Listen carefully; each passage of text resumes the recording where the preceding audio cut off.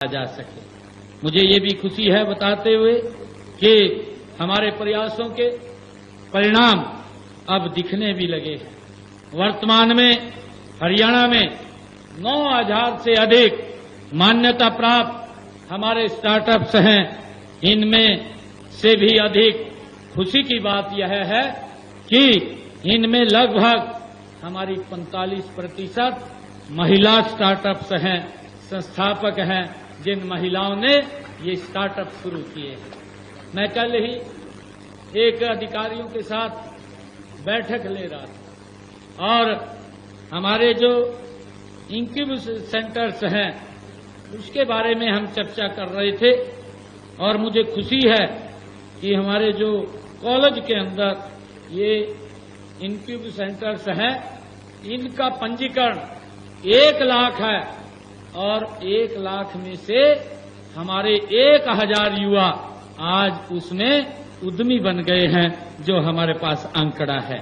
मुझे खुशी है कि हमारी बहनें भी, जो हमने कहा था कि हम बहनों को जो स्टार्टअप्स के अंदर आगे बढ़ाएंगे, जो हमने टारगेट रखा था उस टारगेट के अंदर 45% महिलाएं इस स्टार्टअप की संस्थापक हैं।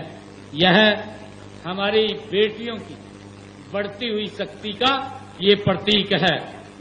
आज हरियाणा भारत के स्टार्टअप की संख्या में 7वें बड़े राज्य के रूप में ये काम कर रहा है। ये उभर करके सामने आया है। ये हमारे लिए बड़े गर्व की बात है।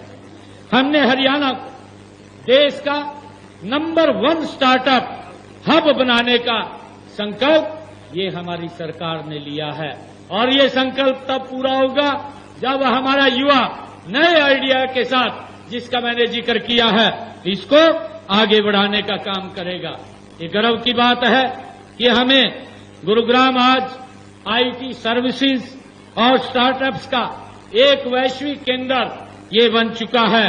हमने प्रदेश में स्टार्टअप्स की संख्या को 3 गुना बढ़ाने का लक्ष्य रखा है, जिसका मैंने जिक्र भी किया है कि हमने अब के बजट के अंदर जो फंड्स वो रखा है, उससे हमने ये भी लक्ष्य रखा है कि हमारे हरियाणा में 3 गुना ज्यादा ये स्टार्टअप इस वर्ष वो रहेंगे।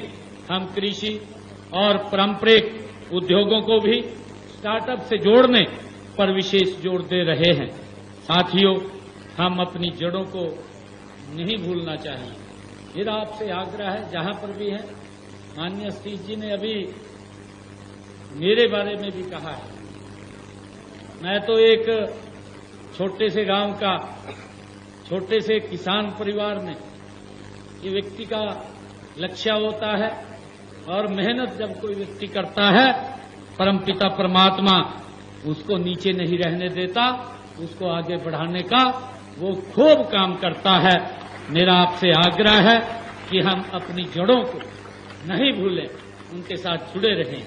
हमने प्रदेश में यह विश्वकर्मा योजना जैसी केंद्रीय योजना को भी, आदरणीय प्रधानमंत्री जी ने जो प्रधानमंत्री विश्वकर्मा योजना है, ये हमारा जो हाथ का दस्तकार है, आदरणीय प्रधानमंत्री जी ने 13,000 करोड़ रुपए का बजट इसके लिए, विश्वकर्मा योजना के लिए रखा और हमने उसको धरातल पर उतारने का काम बखूबी किया है। मुझे खुशी है कि ऐसे लोगों को ट्रेनिंग के साथ उनको जो टूल किट है वो भी फ्री में देने का काम, जब उनकी ट्रेनिंग पूरी हुई है, ट्रेनिंग के अंदर भी हमने उन्हें वहां पर जब वो ट्रेनिंग कर रहे थे उनको उसका भत्ता भी देने का काम हमारी सरकार ने किया है। और जब वो ट्रेनिंग पूरी हुई, जिस कौशल उन्होंने लिया है उसी कौशल में एक किट भी देने का काम हमने किया ताकि वो आगे बढ़ सकें। मुझे खुशी है कि इससे हमने अपने पारंपरिक जो कारीगर हैं और शिल्पकार के पेशे को आधुनिक तकनीक और बाजार से जोड़कर उन्हें एक नया स्वरूप प्रदान करने का काम ये हमने किया है।